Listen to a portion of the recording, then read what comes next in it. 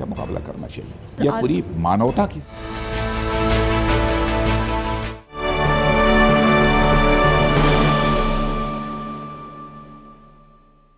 Speak में आपका स्वागत है। पिछले कुछ दिनों से देश में कोविड संक्रमण के मामले पहले की तुलना में कम हो रहे हैं और रिकवरी रेट बढ़ रहा है, लेकिन इसके बावजूद हमें बेहद सतर्क रहना है और कोविड अनुकूल व्यवहार का पालन करना है। घर से बाहर और दफ्तर में काम करते वक्त मास्क जरूर पहनें और हैंड और ओरल हाइजीन का बहुत ज्यादा ध्यान रखें। आज के इस डॉक्टर स्पीक कार्यक्रम में हम बात करेंगे कोविड के इस दौर में उन लोगों की जो पहले से किसी अन्य बीमारियों से ग्रसित हैं, कैसे ये लोग अपना ध्यान रख सकते हैं और किन किन बातों पर ऐसे लोगों को खास तवज्जो देने की ज़रूरत है। इस बारे में हम जानेंगे हमारे एक्सपर्ट डॉक्टर्स की राय, और इस बारे में सलाह देने के लिए हमारे साथ डॉक्टर्स का एक पैनल मौजूद है। अगर आप इस संबंध में कोई भी सवाल पूछना चाहते हैं तो आप हमें फ़ोन कर सकते हैं। हमारा फ़ोन नंबर है 011-233-87031। इसके साथ ही आप हमारे फेसबुक पेज और ट्विटर से भी जुड़ सकते हैं और अपने सवाल पूछ सकते हैं। मैं हूं तेजिंदर सिंह और मेरे साथ है मेरी सहयोगी प्रीति। Thank you so much, Teji. Yes, we welcome you all to our edition Dr. Speak, wherein we acquaint you with doctors who take your queries and myths and questions regarding COVID-19. Today, we'll be talking about care for patients with comorbidity. What care is to be given to them, what precautions have to be taken for patients with comorbidity in times of COVID. You can also ask generic questions. If not pertaining to this specific topic, you can also put other questions to our doctors, and our doctors will be replying to that. You can log on and you can put your questions on our Facebook page or through the telephone number that is being flashed on your screens, also through our Twitter handle. And today we are joined in by our doctors, Dr. Sanjay Kumar Agrawal. He's Professor and Head, Department of Nephrology, AIIMS. We are joined in by Dr. Soumitra Rawat, Member, COVID-19 National Task Force, Gangaram Hospital. And we are joined in by Dr. Sunil M. Jain. He's an endocrinologist. He's from Indore. Thank you so much for joining us, all of you. To begin with, Dr. Agrawal, I would want you to explain to our viewers what is a comorbid condition. How can a patient be classified as a patient with comorbidity? And do people with comorbidities, do they pose or for that matter, are they at a higher risk when we talk of COVID-19 infection as compared to other individuals? You see, in relation to COVID, comorbidities, which means that person is already having some pre-existing disease, which is chronic in nature, and top of that, he is developing COVID. The usual comorbidity which are put the person at a higher risk of COVID infection predominantly is diabetes and chronic kidney disease. In addition, hypertension, high blood pressure, obesity, cancer, and patients who are on immunosuppressive medication like kidney transplant or other organ transplant, or diseases where they are taking immunosuppressive medicine. So these are 5-6 high risk group which are, we call as, they have got comorbidity, and the risk of COVID severity is more in these patients. जी, और doctor Sunil भी हमारे साथ जुड़े हुए हैं। Doctor, आपसे ये समझना चाहेंगे, क्योंकि जब से कोविड का ये दौर शुरू हुआ है पिछले 1-1.5 साल से, बहुत ज़्यादा सवाल ऐसे उठते रहते हैं कि जिन लोगों को डायबिटीज़ है उनको बहुत ज़्यादा ध्यान रखना है। उसके बारे में थोड़ा सा हमें बताइए कि कौन सी ऐसी चीज़ें हैं जिनका उनको बहुत ज़्यादा ध्यान रखना है। अपना बचाव तो रखना ही है, लेकिन अगर ऐसे किसी पेशेंट को जिसको डायबिटीज़ है, उनको कोविड हो जाता है, तो उनको फिर किस तरह से आगे अपनी देखभाल करनी है?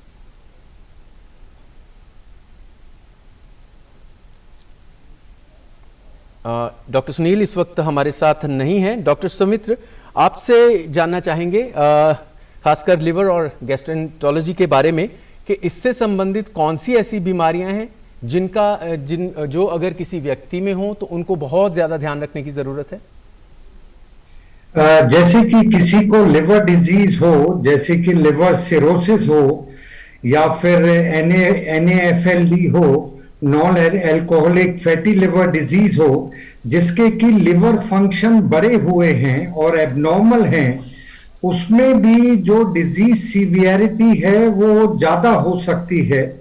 और उसमें भी जैसे किडनी फंक्शंस होते हैं, अगर लिवर फंक्शन बढ़े हुए हैं तो आपको जो कोविड मेडिकेशन भी होता है, जो कोविड ट्रीटमेंट देते हैं या कोविड के लिए दवाइयां देते हैं, उसको बड़ा ध्यान से देना होता है। तो उसमें ये होता है जब अगर कोविड की कंडीशन और सीवियरिटी ज्यादा होती है और जो एंटीवायरल ट्रीटमेंट चलता है रेमडेसिविर वगैरह, और जो एंटीबायोटिक और एंटीवायरल देते हैं, तो उसमें भी ध्यान रखना होता है, क्योंकि जो काफी सारी जो ड्रग्स हैं वो लिवर के थ्रू आपकी मेटाबोलाइज होती हैं। तो इस कंडीशन में ये देखना जरूरी होता है। और जैसे कि डॉक्टर अग्रवाल ने बताया है कि डायबिटीज हो गया, हाई ब्लड प्रेशर हो गया, हार्ट डिजीज हो गया, किडनी डिजीज हो गया, लिवर डिजीज हो गया, इम्यूनो कम्प्रोमाइज्ड है या कैंसर का ट्रीटमेंट चल रहा है, ओबेसिटी है या ओवरवेट है, या कोई स्मोकिंग करते थे, या कोई प्रेग्नेंट है, डिमेंशिया है, तो ये सब कंडीशन में थोड़ा एहतियात बरतना होगा। और अगर कोविड है तो डॉक्टर को शुरू से इन्वॉल्व करिए, क्योंकि आपको जो मेडिसिन आप ले रहे हैं डायबिटीज, हाइपरटेंशन वगैरह के लिए, उसको कंटिन्यू रखना है। और लेकिन जो सीवियरिटी होती है कोरोना की, वो ज्यादा हो सकती है। All right, when we talk of severity of corona, or before that, let's take a question from one of our viewers. Upendra Singh Raghuvanshi wants to know that his father's age is 82 years old, and for the past 1 month he is corona positive, and on the left side of his chest he is facing pain. He wants to know what is to be done. ये कैसे ठीक होगा और कोई दूसरी बीमारी का लक्षण तो नहीं है? Dr. Agarwal, would you take that question? Yes. If the 1 month has gone from the time of corona and still if he is having left side pain, then we need to actually assess that pain in terms of a pain severity and whether there is some relation with the exertion or not. But the persistent pain on unilateral chest is abnormal and he needs to be investigated. These patients may be at a risk of a pulmonary infection on the left side, and there may be precipitation of the cardiovascular complication considering his age, and I do not know, he might be having a pre-existing high blood pressure or diabetes, so that may put him at a risk of a coronary artery disease, because COVID patients are at a risk of a hypercoagulable and thrombosis related complications. So basically he needs to show himself to a internist to sort out that he may not be having a associated problem. It is unlikely to be related to the COVID directly. जी doctor Sumitra, एक और सवाल है Facebook पर, हमारे दर्शक इसका जवाब जानना चाहते हैं। शिवानी मंगला ये सवाल पूछ रही हैं। उनका सवाल है कि क्या जो नॉन कोविड पर्सन है वो भी ब्लैक फंगस से इन्फेक्ट हो सकते हैं, और what are the basic symptoms of a person if he gets infected by black fungus, और इसके लिए कौन से टेस्ट हैं जिससे पता चलता है कि ब्लैक फंगस से कोई पर्सन इन्फेक्ट हो गया है?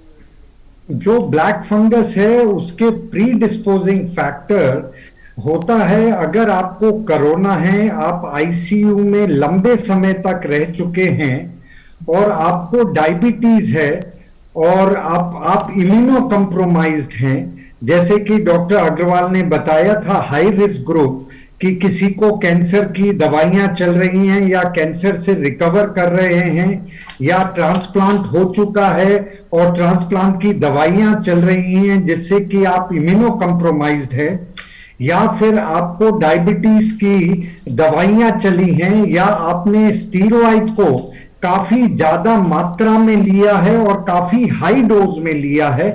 सो ये सब चीजें हैं जो प्री डिस्पोज करती हैं जो ब्लैक फंगस को। और जो आपने बात बोली है कि ब्लैक फंगस नॉर्मल पेशेंट्स में भी अब थोड़ा बहुत दिखने को मिल रहा है, लेकिन सीवियरिटी उतनी ज्यादा नहीं है जो प्री डिस्पोजिंग फैक्टर मैंने बताए हैं उन पेशेंट्स में। और उसमें जो सिम्टम्स हैं कि आपको दांतों में दर्द होगा, नाक के अंदर पे आपका काला स्किन स्कैब होगा, नाक और मुंह के ऊपर आपका रेडनेस और स्वेलिंग होगी, नाक से ब्लीडिंग होगी, आपको आंखों से थोड़ा दिखना अजीब सा हो जाएगा, डबल विजन हो जाएगा, आपको बुखार आने का डर है, आपको हेडेक्स हैं। तो ये जो सिम्टम्स हैं, अगर आप कोरोना से रिकवर कर रहे हैं, आपको डायबिटीज है, आप आईसीयू में लंबे समय तक रहे हैं, तो ये सब सिम्टम्स को आपको बड़े ध्यान से इन सिम्टम्स को आपको देखना होगा। और अगर इनमें से कोई भी सिम्टम है, आप डॉक्टर को जल्दी से दिखाइए। और डॉक्टर क्या करते हैं, आपका ओरल एग्जामिनेशन करते हैं, नेजल एग्जामिनेशन करते हैं और आंखों की जांच करते हैं, नाक के अंदर देखते हैं एंडोस्कोपी डाल के, और जरूरत पड़ने पे एमआरआई स्कैन भी करते हैं। वहां से आपका फंगल स्वैब लेते हैं और उसको कंफर्म करते हैं डायग्नोसिस को। सो ये वाली चीज ऐसी है कि इसमें लेट नहीं होना चाहिए, क्योंकि अगर लेट होते हैं तो इन्फेक्शन ब्रेन में जाने का खतरा ज्यादा रहता है, और अगर आंखें इन्वॉल्व हो जाती हैं तो आंखों का भी प्रॉब्लम रहती है। डॉक्टर साहब, आपको यहाँ पर रोकना चाहेंगे। आइए अब सीधे चलते हैं प्रधानमंत्री जी। हमारे संवाददाता अरुण इस वक्त हमारे साथ जुड़ गए हैं। अरुण, आज प्रधानमंत्री जिला अधिकारियों के साथ संवाद कर रहे हैं, क्या कुछ डिटेल्स हैं इसके बारे में? देखिए, सीरीज ऑफ इंटरेक्शन के अंदर तेजिंदर, प्रधानमंत्री नरेंद्र मोदी लगातार ग्राउंड लेवल पे जो हमारे ऑफिसर्स हैं, डिस्ट्रिक्ट कलेक्टर्स हैं, डीएम्स है, प्राइमरीली उनसे इंटरेक्ट कर रहे हैं। इससे पहले 18 तारीख को भी प्रधानमंत्री नरेंद्र मोदी जो डिस्ट्रिक्ट ऑफिशियल्स हैं, स्टेट ऑफिशियल्स हैं, उनसे मुलाकात की थी। उनसे जाना था कि आखिरकार ग्राउंड लेवल पे ग्राउंड सिचुएशन को उन्होंने असेस किया था। कुछ बड़ी बातें थी जहां तक इस मीटिंग की अगर बात की जाए, और आज भी प्राइमरीली फोकस उसी बात पर रहने की पूरी संभावना है। नंबर 1 कि क्या कुछ बेस्ट प्रैक्टिसेस चल रही हैं इस समय पर, क्योंकि एक तरफ अच्छी खबर यह है कि जो बड़े शहर हैं वहां पर केसेस डिक्लाइन होने शुरू हो चुके हैं। नंबर ऑफ केसेस, जो पॉजिटिव रेट आ रहा था वो ग्रेजुअली डिक्लाइन हो रहा है, रिकवरीज ज्यादा होती हुई दिखाई दे रही है। लेकिन अगर इसका फ्लिप साइड देखने की कोशिश करें तो जो छोटे शहर है, गांव हैं, कुछ जिले ऐसे हैं जहां पर केसेस बढ़ते हुए दिखाई दे रहे हैं। लेकिन कुछ जिले ऐसे हैं जहां के जिला अधिकारियों ने बहुत ही प्रोएक्टिव अप्रोच के साथ में काम किया, जहां पर केसेस पे कैसे कम करने में काफी महत्वपूर्ण भूमिका इन ऑफिसर्स ने निभाई थी। तो क्या वो बेस्ट प्रैक्टिसेस हो सकती हैं जो अन्य जिलों के अंदर भी एक तरह से इंप्लीमेंट की जा सके, जहां पर केस लोड ज्यादा है एक तरह से, वहां पर अब क्या कुछ करने की जरूरत है? प्रधानमंत्री नरेंद्र मोदी का इंटरेक्शन प्राइमरीली इस चीज पर फोकस करता हुआ दिखाई देगा। क्योंकि कई सारे जिले ऐसे, लगभग 50 से ज्यादा जिले ऐसे हैं जहां पर जो केस लोड है वो काफी ज्यादा है, यहाँ पे बढ़ता हुआ दिखाई दे रहा है। तो वहां पर क्या कुछ करने की जरूरत है? नंबर 1, कैसे जो दूसरे जिलों की जो बेस्ट प्रैक्टिस है उसको इंप्लीमेंट किया जा सके जहां पर केस लोड ज्यादा है, जिससे कि केस लोड को कम किया जा सके। नंबर 3, जो हेल्थ केयर इंफ्रास्ट्रक्चर है, ऑक्सीजन रिलेटेड इंफ्रास्ट्रक्चर है, जो तमाम इंफ्रा की जरूरत होती है कोविड ट्रीटमेंट को लेकर के, उसको किस तरह से दुरुस्त किया जा सके, इस बात पर फोकस रह सकता है। और साथ ही साथ हम जानते हैं कि प्रधानमंत्री नरेंद्र मोदी का जो फोकस रहा है वो कंटेनमेंट जोन्स पर ज्यादा रहा है, माइक्रो कंटेनमेंट जोन्स पर ज्यादा रहा है। उनका लास्ट जो मीटिंग 18 तारीख को हुई थी उस पर भी उन्होंने साफ तौर पर कहा था कि जो कोविड केसेस आ रहे हैं उसके कर्व को फ्लैट करने का एक सबसे बड़ा और कारगर तरीका यही है कि आप टेस्टिंग को बढ़ाएं, यानी कि टेस्ट, ट्रैक और ट्रीट, इस मंत्र के साथ में आगे चले। टेस्टिंग को काफी ज्यादा बढ़ाया जा सके जिससे कि केसेस का पता चले, और प्राइमरीली आप माइक्रो कंटेनमेंट जोन बनाते जाए जिससे कि स्प्रेड कहीं ना कहीं बढ़े ना। हमने देखा कि कई सारे जिलों के अंदर, डिस्ट्रिक्ट्स के अंदर ये पाया गया कि जहां जिन जिला अधिकारियों ने ये रैपिड टेस्टिंग या फिर टेस्टिंग, ट्रीटिंग और ट्रैकिंग की अप्रोच को अपनाया है, वहां पर केसेस काफी ज्यादा कम हुए हैं। कई सारे डिस्ट्रिक्ट्स ऐसी भी है जहां पर रैपिड एंटीजन टेस्ट का सहारा लिया जा रहा है। सरकार ने भी एक तरह से ऑप्शंस को ओपन किया है कि रैपिड टेस्ट की जा सके, जिससे कि छोटे शहरों के अंदर एटलीस्ट जल्द से जल्द अगर कोई पॉजिटिव है तो उसका पता आधे घंटे से 1 घंटे के अंदर लगाया जा सके। क्योंकि प्राइमरीली रैपिड टेस्ट बहुत एक्यूरेट टेस्ट नहीं होते हैं, लेकिन अगर आपको 50% भी एक्यूरेसी के साथ पता चल पा रहा है कि आखिरकार कोई पॉजिटिव है, तो वहीं पे उसको एक तरह से आइसोलेट करके, एक तरह से कंटेनमेंट जोन क्रिएट करके स्प्रेड को रोका जा सकता है। और प्रधानमंत्री नरेंद्र मोदी ने इस बात को एक तरह से रेड फ्लैग पहले भी किया है कि हमें रूरल इंडिया के अंदर या गांव के अंदर, छोटे शहरों के अंदर इस बात पर फोकस करना है कि कैसे केसेस को रोका जा सके। Arun, you're telling us that now the focus is on the rural areas, how the rising cases have to be stemmed in the rural areas. Day before yesterday also we saw Prime Minister hold one such meeting wherein he interacted with the officials from 9 states, and today he will be interacting with officials from 10 states. When we talk of what are the priority areas or what are the red flags which have to be which have to be noticed in the fight against pandemic in these particular states, in these particular areas, to further strengthen the fight, what are these and what are the areas of concern, to be precise? Well, so as I mentioned earlier, Preeti, I mean, the good news is that in big cities, big towns, the number of cases are gradually coming down very sharply. So the way we have seen a sharp spike as far as number of cases rising in this second wave. So similarly, we have seen that the number of cases are now coming out very sharply. But yes, the flip side of this point is that now cases are increasing in rural India. Now, rural India, villages, small towns, tier 3 towns are the cause of concern, as far as the state government and the central government is concerned. And that's the reason why Prime Minister Narendra Modi is interacting and trying to know the ideas and the best practices, what they're adopting as of now to reduce the caseload factor in primarily many districts as of now, which are showing some kind of rise over there.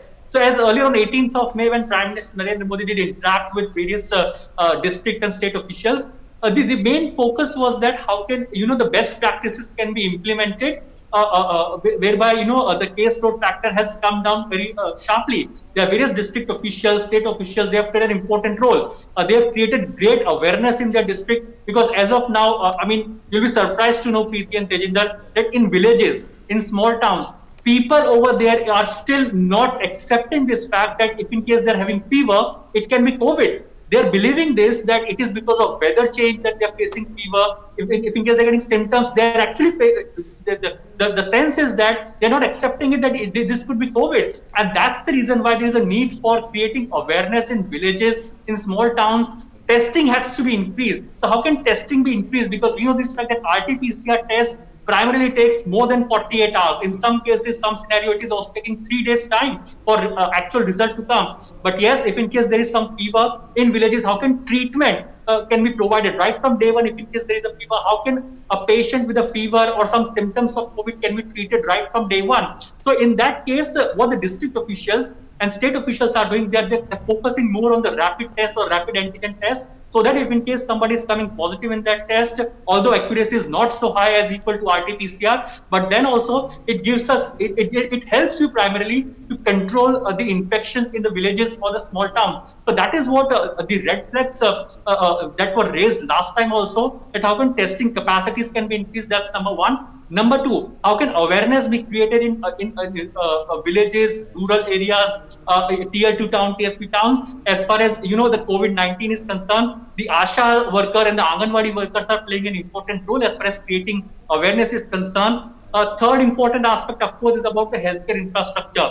Mostly all the district officials, state officials, they have raised this concern that now it's time to gear up with the healthcare infrastructure and mobilize the healthcare infrastructure wherever it is required. So if in case in urban India, if the cases are coming down, how can the healthcare infrastructure can be mobilized from these big cities to smaller cities or rural India or villages? Because now because if in case the government is, of the view that yes, rural India can be a cause of concern. If in case rises in the rural India, it can be a cause of concern for the government. And that's the reason why the complete focus is on rural India, villages, tier 2 town, tier 3 town, as to how the number of cases can be declined over there and how can healthcare infrastructure can be created over there so that immediate treatment can be given to the people of rural India or villages. And that's the reason why Prime Minister Narendra Modi is directly interacting with the DMs, the district officials, the state officials, and trying to know the ground situation directly from these officials.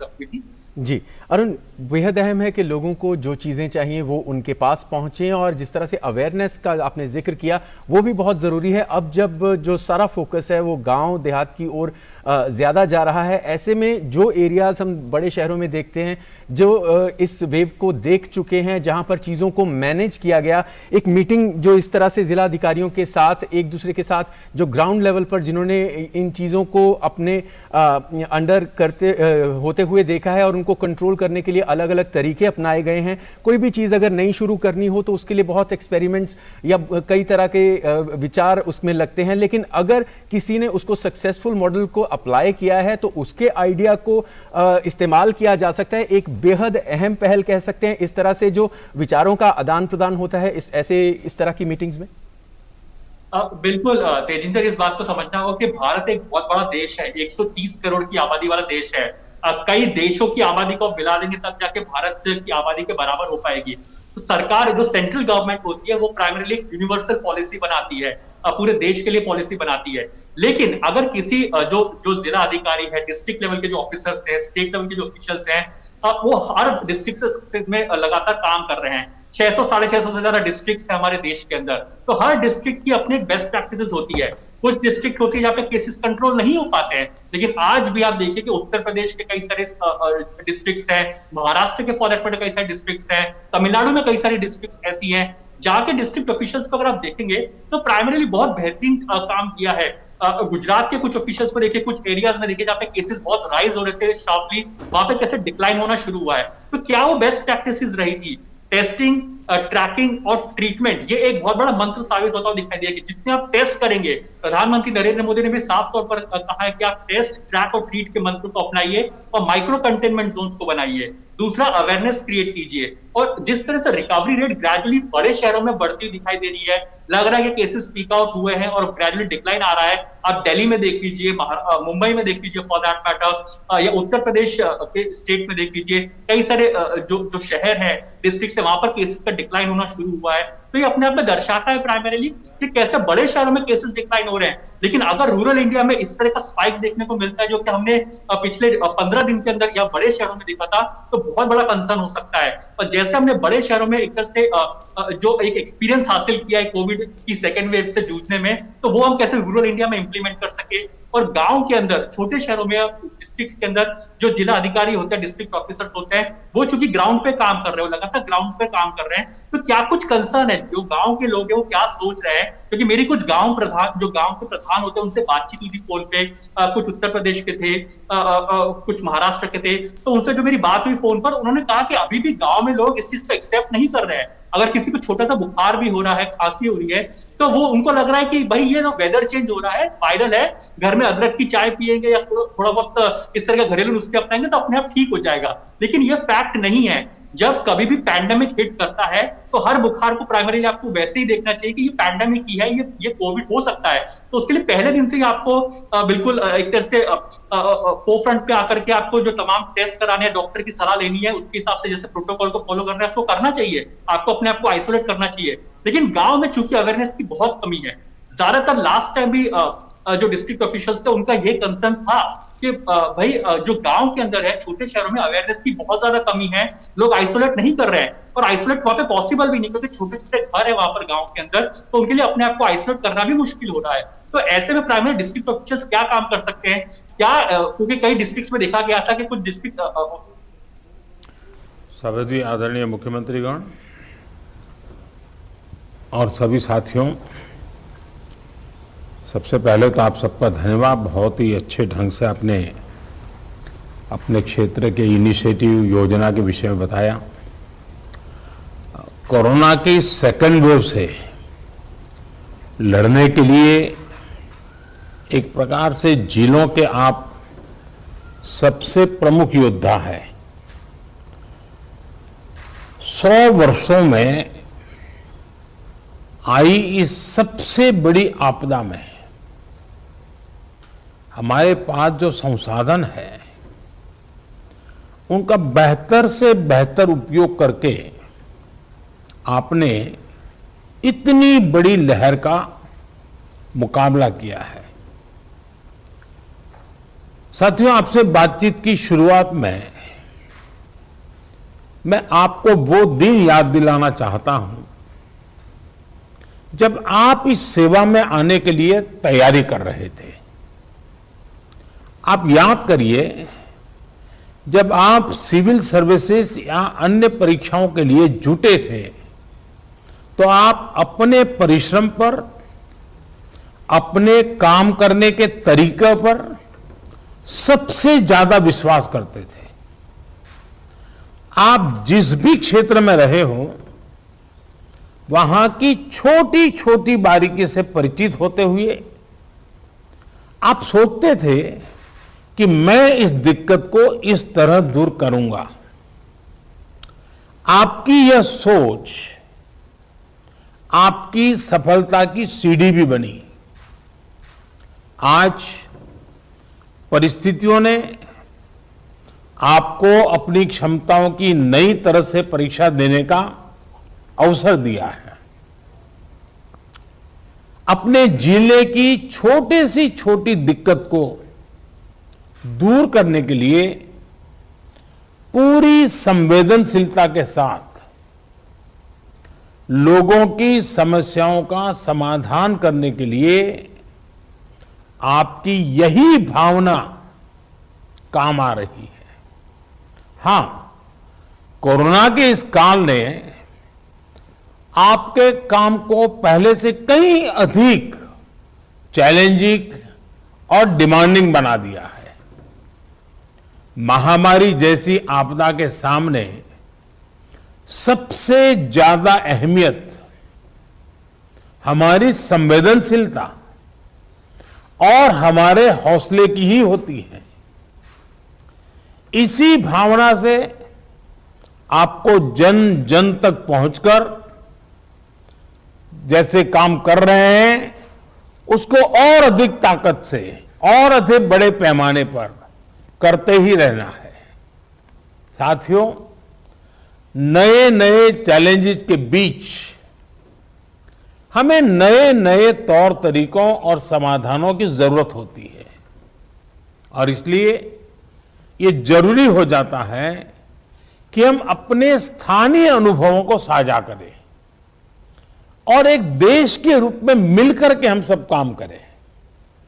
अभी 2 दिन पहले ही मेरी अन्य कुछ राज्यों के अधिकारियों से भी मुझे बात करने का मौका मिला था। उस बैठक में अनेक सुझाव, अनेक समाधान अलग अलग जिलों के साथियों की तरफ से आए हैं। आज भी यहां कुछ जिलों के अफसरों ने अपने जिलों की स्थिति और अपनी रणनीति को हम सबके बीच साझा किया है। जब फील्ड पर मौजूद लोगों से बातचीत होती है तो ऐसी अभूतपूर्व परिस्थितियों से निपटने में बहुत अधिक मदद मिलती है। बीते कुछ समय में ऐसे अनेक सुझाव मिले हैं। अनेक जिलों में परिस्थिति के अनुसार कई इनोवेटिव तरीकों की भी जानकारी आप लोगों से मिली है। गांवों में कोरोना टेस्ट की सुविधा अधिक से अधिक लोगों तक पहुंचाने के लिए मोबाइल वैन का तरीका कई लोगों ने अपनाया है। स्कूलों, पंचायत भवनों को कोविड केयर सेंटर्स में परिवर्तित करने का कुछ लोगों ने इनिशिएटिव लिया है। आप लोग खुद गांव-गांव जाते हैं, वहां की व्यवस्थाओं की निगरानी करते हैं, आप ग्रामीणों से बात करते हैं, तो इससे जो वहां का सामान्य नागरिक है या वहां के गांव के जो एक प्रकार से लीडर लोग हैं, 5 होते हैं, 10 होते हैं, 15 होते हैं, अलग अलग क्षेत्र के होते हैं, उनको जब शंकाओं का समाधान होता है और डायरेक्टली आपके साथ जुड़ते हैं तो उनका आत्मविश्वास अनेक गुना बढ़ जाता है। सारी आशंकाएं एक प्रकार से आत्मविश्वास में बदल जाती है। आपकी मौजूदगी से, आपके संवाद से गांव में ये डर निकल जाता है कि कुछ हो गया तो हम कहां जाएंगे, हमारा क्या होगा। आपको देखते ही वो सारा मन उसका बदल जाता है।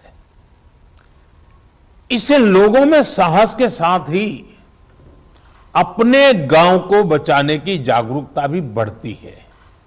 और मेरा आग्रह है, हमें गांव-गांव यही संदेश पक्का करना है कि हमें अपने गांव को कोरोना से मुक्त रखना है और लंबे अरसे तक जागरूकता से प्रयास करना है। साथियों, बीते कुछ समय में ये बात सही है कि देश में एक्टिव केस कम होने शुरू हुए हैं।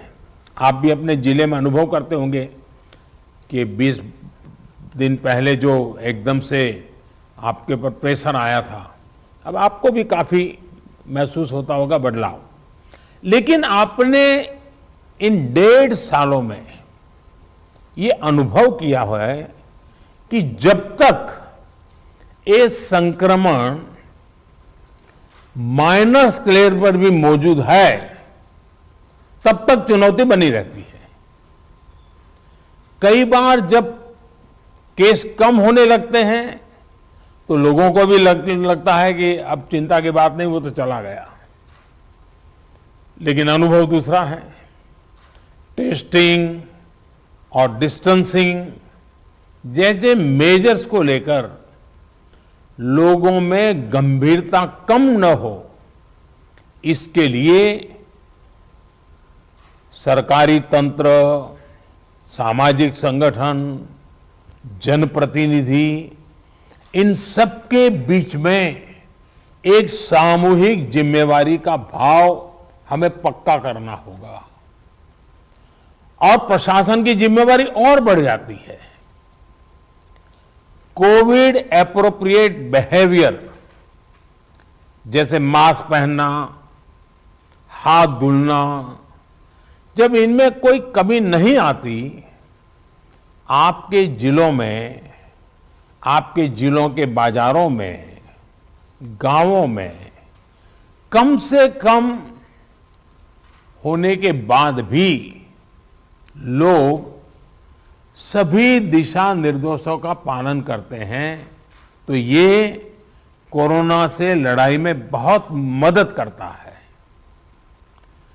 स्थितियों पर लगातार नजर रखने से जिले के सारे प्रमुख विभागों, जैसे पुलिस का विभाग हो, साफ सफाई की बात हो, इन सारी व्यवस्थाओं का, इनके बीच में बेहतर तालमेल और प्रभावी परिणाम स्वाभाविक रूप से निकलने लगते हैं।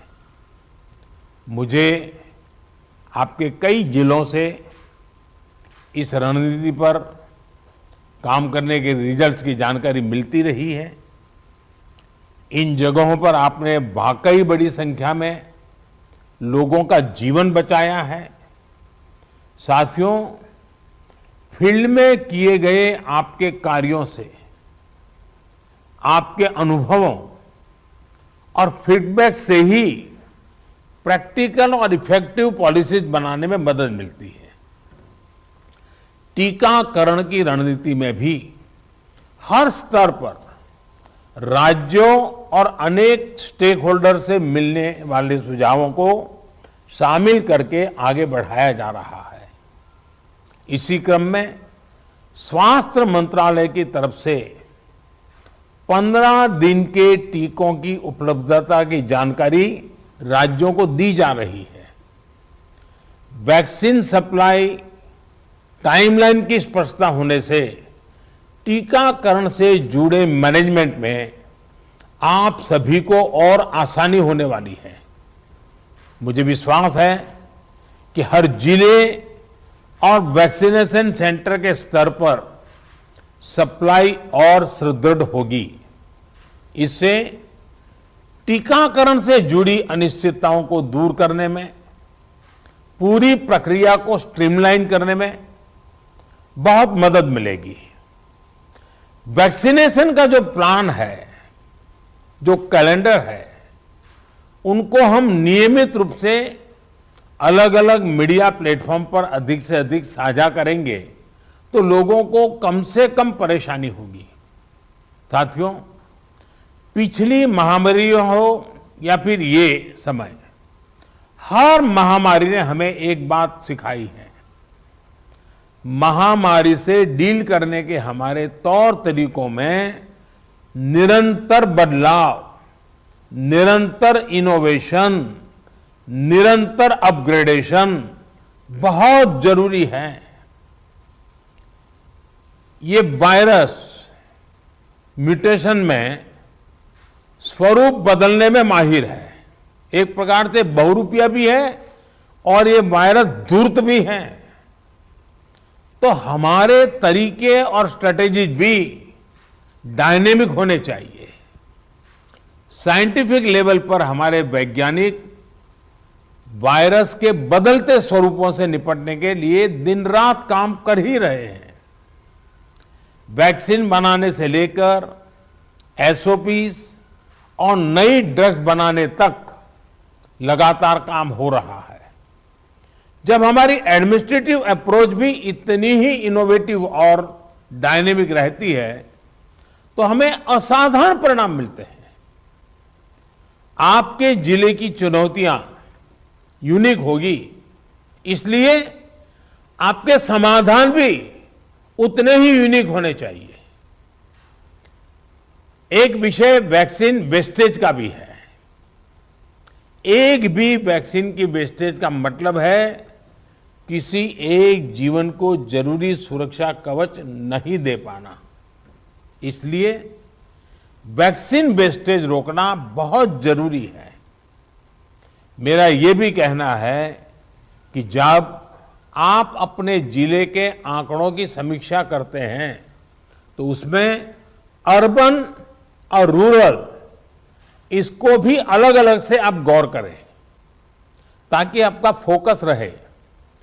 इवन टियर 2, टियर 3 सिटी को भी अलग से उसका एनालिसिस करें ताकि आप फोकस वे में अपना स्ट्रेटेजी वर्कआउट कर सकते हैं। कहां कितनी ताकत लगानी है, किस प्रकार की ताकत लगानी है, ये बड़ी आसानी से आप कर पाएंगे।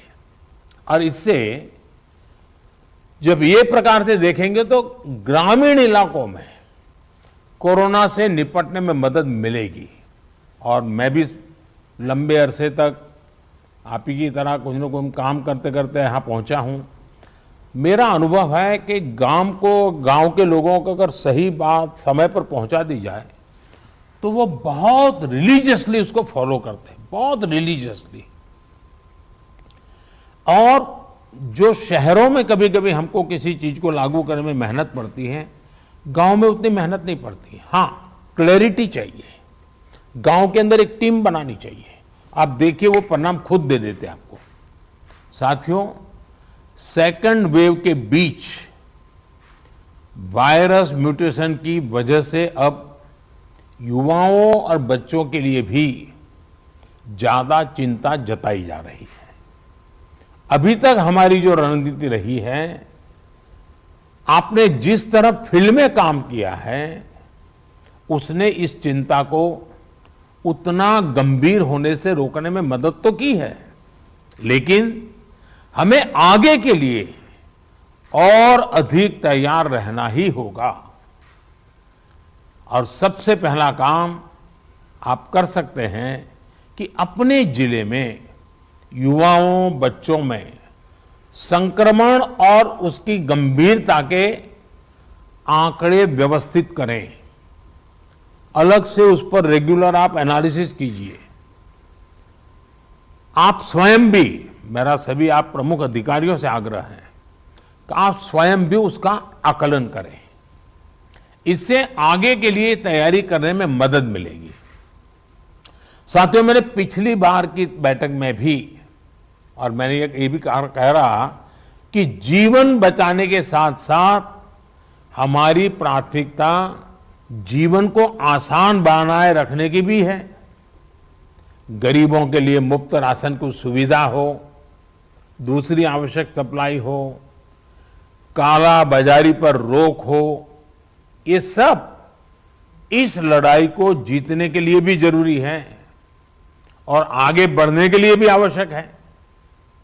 आपके पास पिछले अनुभवों की ताकत भी है और पिछले प्रयासों की सफलता का मोटिवेशन भी है।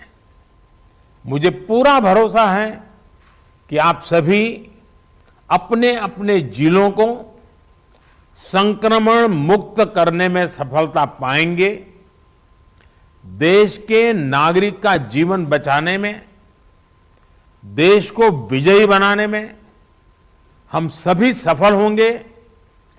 और मेरा आज कुछ साथियों को सुनने का मौका मिला है, लेकिन आपके पास, हर एक के पास कुछ न कुछ सफलता की गाथाएं हैं।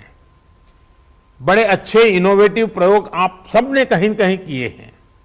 अगर वो आप मुझे पहुंचा देंगे तो जरूर इसको देश भर में पहुंचाने में मुझे सुविधा होगी, क्योंकि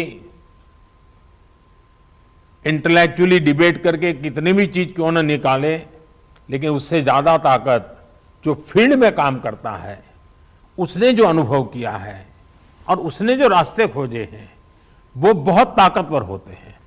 और इसलिए आप सबकी भूमिका बहुत बड़ी है, और इसलिए मेरा आपसे आग्रह है कि आप इसको निकालिए। दूसरा, पिछले 100 साल में किसी के जीवन में इतने बड़े संकट से जूझने की जिम्मेवारी नहीं आई है। आप डिस्ट्रिक्ट में बैठे हैं, आपके जिम्मे सबसे बड़ा बोझ आया है। आपने बहुत चीजें ऑब्जर्व की होगी, मानव मन को ऑब्जर्व किया होगा, व्यवस्थाओं की मर्यादाओं को देखा होगा, कम से कम संसाधनों का ऑप्टिमम यूटिलाइजेशन करके आपने एक नए रिकॉर्ड प्रस्थापित किए होंगे।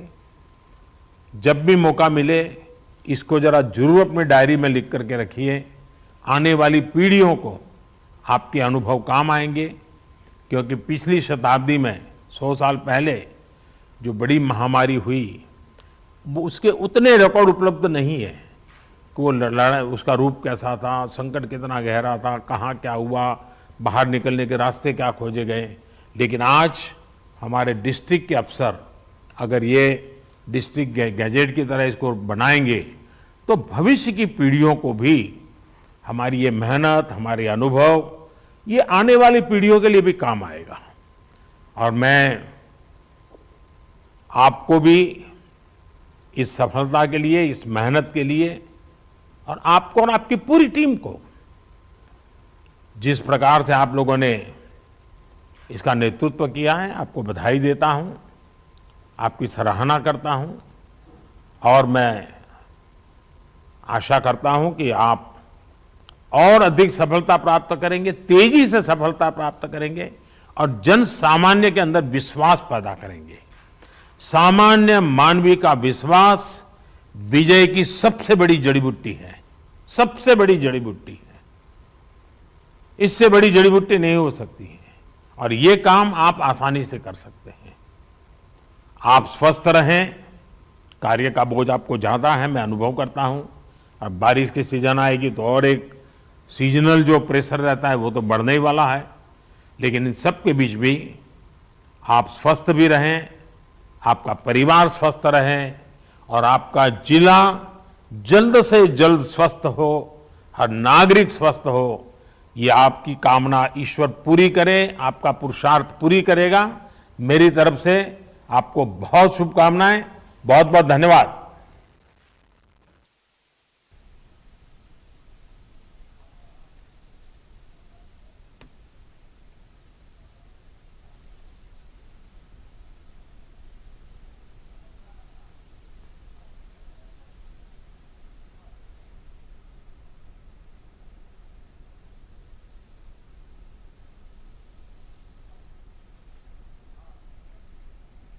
प्रधानमंत्री नरेंद्र मोदी स्टेट और डिस्ट्रिक्ट ऑफिशियल्स के साथ, जिला अधिकारियों के साथ बातचीत कर रहे थे, और इस दौरान उन्होंने सबका हौसला तो बढ़ाया ही, साथ ही उन्होंने कहा कि ज़िले के सबसे बड़े योद्धा हैं आप लोग, और जिस तरह से आप लगातार मेहनत से काम कर रहे हैं और बहुत ज़्यादा हालांकि प्रेशर है, इसका भी उन्होंने जिक्र किया। और उन्होंने उम्मीद जताई कि जल्द ही इस काम में भी वो आगे कामयाब होंगे। कई उन्होंने इस मौके पर अपने आइडियाज़ भी शेयर किए, मोबाइल वैन, और ये भी बताया कि किस तरह से उनको भी आइडियाज़ मिले, जिस तरह से इस मीटिंग में स्कूल और पंचायतों को कोविड केयर सेंटर में बदला जा रहा है, और बड़े शहरों से अब जब ज़्यादा ध्यान ग्रामीण इलाकों में है तो किस तरह से वहाँ पर इस महामारी के दौर में मैनेजमेंट हो सकती है, किस तरह से आगे बढ़ा जा सकता है।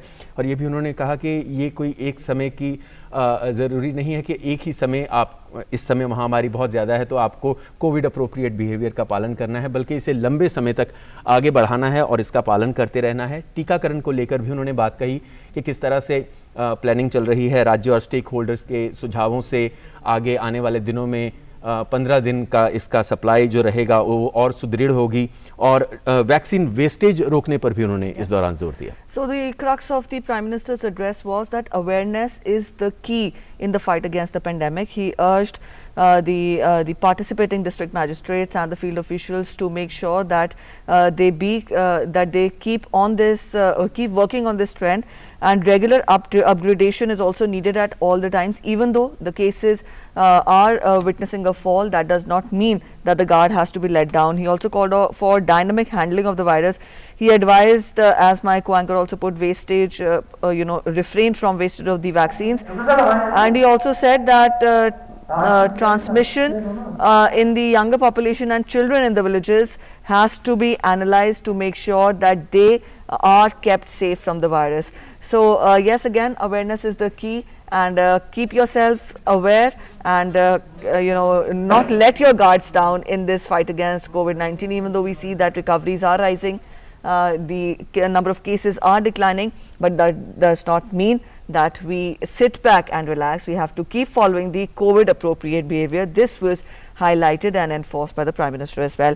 Continuing with Dr. Speak, today we are discussing patients with comorbidity and the risk factors of COVID. We are joined in by doctors. We are joined in by Dr. Agrawal, Dr. Sanjay Kumar Agrawal. He is a professor and head Department of Nephrology, AIIMS. We are also joined in by Dr. Soumitra Rawat. He is COVID-19 National Task Force, Gangaram Hospital, and we're joined in by Dr. Sunil M. Jain. He's endocrinologist, and we will be talking more about this. Dr. Sunil, to begin with, I would want you to tell us that if patients with comorbid conditions, can they be treated at home? Is home isolation enough for such patients, and when is it that there is a need for hospitalization, or when there is a need to give to take the patient to a hospital? So let me focus on the one comorbidity, that is diabetes. Yes. Let us talk about that because that is one commonest issue. Now, patients with diabetes can be managed at home care provided their glucose control is good.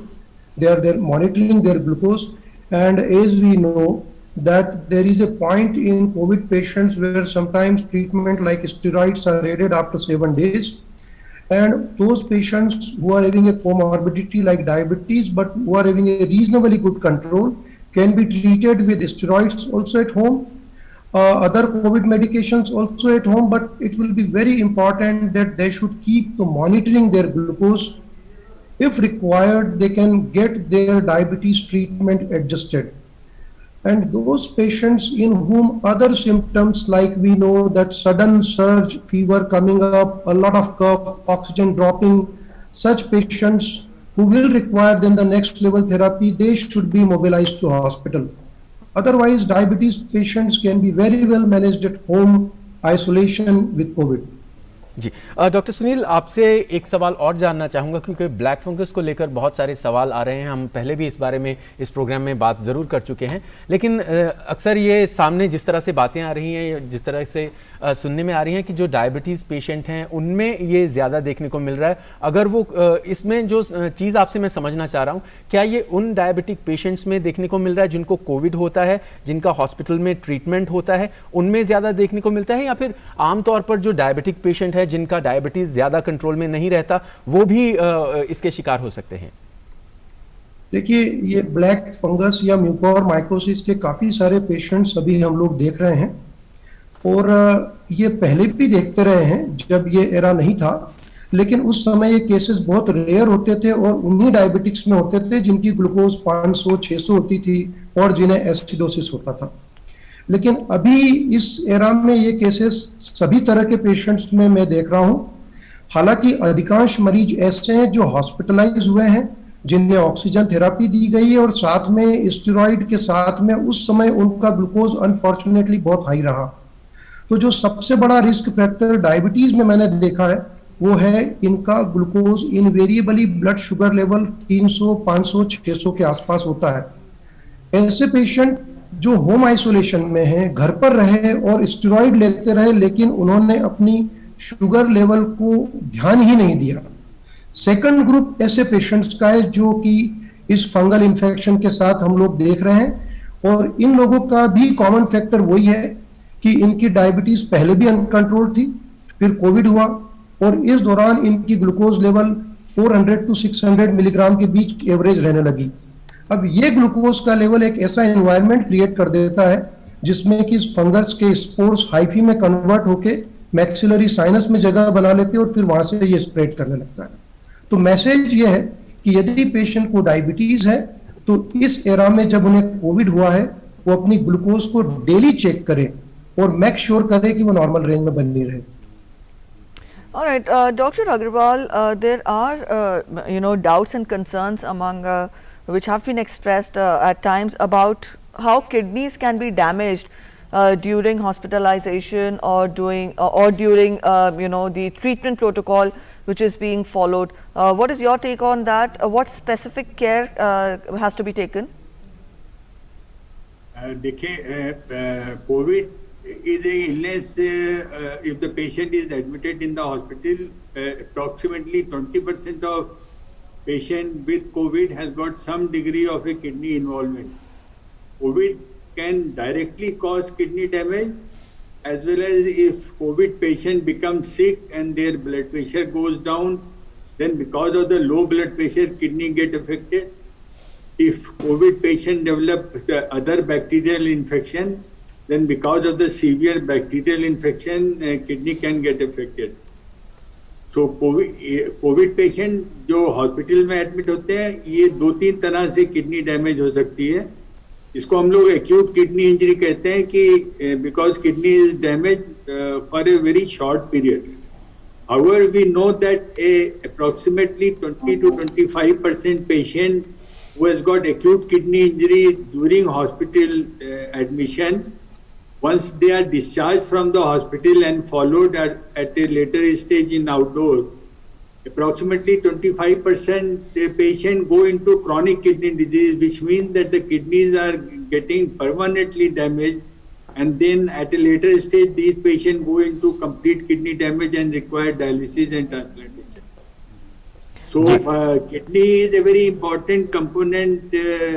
Because of the COVID, it get affected in a hospitalized patient. जी, doctor Sumitra, एक सवाल आया है Facebook पर। रमेश सजनानी जी पूछ रहे हैं कि उनको बॉडी पेन्स हो रहे हैं पिछले 3 दिन से, उनकी उम्र 70 वर्ष है, क्या ये कोविड के लक्षण हो सकते हैं? देखिए कि उनसे ये भी पूछना होगा कि उनको बुखार वगैरह है या कोई और अदर सिम्टम्स हैं।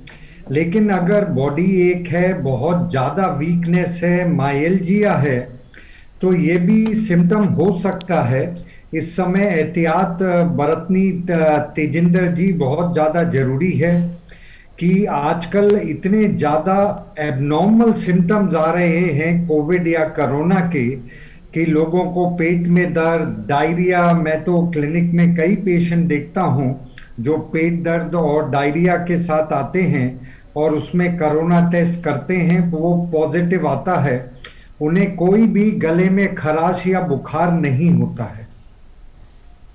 All right, another question we'll pick up from Facebook. Raghvendra Mishra wants to know, Dr. Sumitra, would you take this question? My BP was fluctuated in lower stage just after vaccine of first dose of Covishield. How is it possible? He wants to know. And presently his BP is at the normal level, and he is afraid what has to be done when he takes the second dose. Is it safe for him to take the second dose? I think it should be safe to take a second dose. Like we say with everything, that you need to have good fluid intake so that you are not dehydrated, because at the moment we are having a extreme summer as well. Except for yesterday when it was raining quite a lot in Delhi, most of time it is a hot atmosphere. So that when somebody is standing outside and have gone for vaccine and standing outside for few hours, they are slightly dehydrated. So I would recommend that next time that the patient should have a hydration good, and so that there is no drop in the blood pressure. जी doctor Sanjay, एक और सवाल अविनाश पूछना चाहते हैं, अविनाश शंकर, कि Covishield vaccine के पहले और दूसरे डोज में कितना अंतर होना चाहिए? पिछले कुछ दिनों से बहुत सारे अलग अलग डेटा वो कह रहे हैं उनके सामने आ रहे हैं, तो इसके बारे में एक बार हमारे सभी दर्शकों को बता दीजिए। देखिए, as per government of India guidelines the difference time interval between first and the second dose of Covishield should be 12 to 16 weeks. और ये हमें ध्यान रखना है कि ये इंटरवल कोवैक्सीन के लिए चेंज नहीं हुआ है, कोवैक्सीन के लिए still it is 4 weeks. All right, very quickly, should diabetics continue insulin during the COVID-19 pandemic? I think they should always continue, and it is important that they should maintain their blood sugar level at a normal level, and they should continue whatsoever they were having, before having a COVID. And regarding the Covishield, there has been a lot of talk about why the gap has been increased. It is because of a Lancet study which came out in UK, that when you give a vaccine at the difference of 12 weeks, the efficacy of vaccine is better. So that the efficacy of vaccine when you have given with a gap of 4 weeks is about it's about 60%, and when you give at a difference of 12 weeks, the efficacy is 81%. So that is to do with how the efficacy is. जी बहुत बहुत शुक्रिया doctor Sanjay, doctor Samitra, doctor Sunil, आप सबका बहुत बहुत शुक्रिया हमारे इस कार्यक्रम में शामिल होने के लिए, हमारे दर्शकों के सवालों के जवाब देने के लिए और इस संबंध में और अहम बातें करने के लिए बहुत बहुत शुक्रिया आप सभी का इस शो में आने के लिए। Alright, so that brings us to the end of this edition of Dr. Speak this afternoon. We could take only few questions during our show, but all our viewers whose questions could not be taken can join in the other editions of the show, that is at 3 p.m. and 7 p.m. today. You can put your questions to our doctors and they will be answered. तो इसी के साथ अब वक्त है आपसे इजाजत लेने का। नमस्कार।